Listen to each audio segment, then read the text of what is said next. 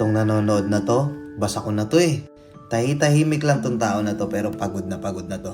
Huwag nyo naman sanang sabihan ng kung ano-ano tong taong to. Oo, tahimik lang yan. Oo, maloko lang tong taong to. Palatawa. May pangarap din yan. Pero tahimik lang siya. Akala nung mga tao sa paligid na itong taong to, wala siyang mararating sa buhay. Pero sikreto mo sa sarili mo, 'di ba? May pangarap ka sa buhay. May gusto kang marating. May gusto kang gawin. May gusto kang mangyari sa buhay mo. Pero tahimik ka na lang. Oo, tahimik na lang tong taong to. Alam mo kung bakit? Alam nyo kung bakit. Tahimik na lang tong taong to kasi wala naman talagang sumusuporta sa kanya. Hindi nakikita ng mga tao sa paligid niya yung vision niya para sa sarili niya. Totoo, 'di ba? Hoy, totoo, 'di ba?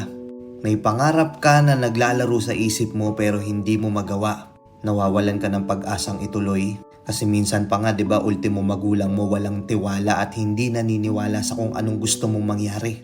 'Di ba? Yung pinag-isipan mo na ng maraming beses yung mga bagay na gusto mong gawin pero hindi mo magawa-gawa kasi ultimo magulang mo hindi naniniwala sa pangarap mo.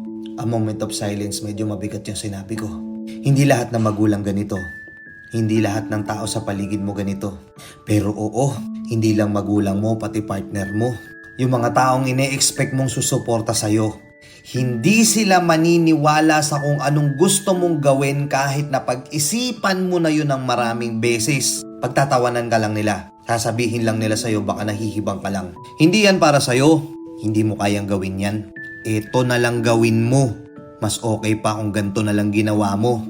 Tignan mo si ganto, ganyan na, ikaw ganyan pa din. Ano ba yan? Nagloloko ka lang. Nagtatarantado ka lang.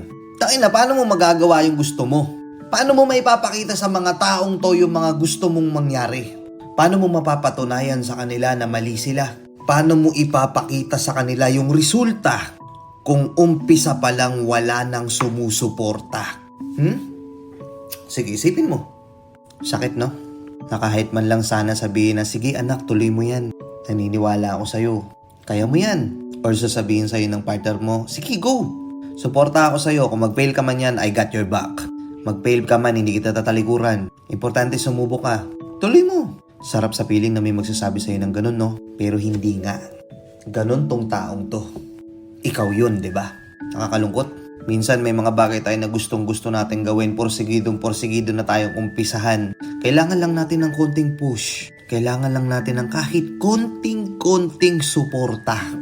Pero wala tayong natatanggap. Instead, yung mga taong mahal natin, yung mga taong nakapalibot sa atin, sila pa yung unang-unang humahadlang. Kaya totoo yung sinasabi ng iba na makukuha mo yung suporta sa mga taong hindi mo kilala. Pero yung mga nandyan, mga kamag-anak mo, asawa mo, magulang mo, kapatid mo, sila pa yung unang hadlang sa'yo.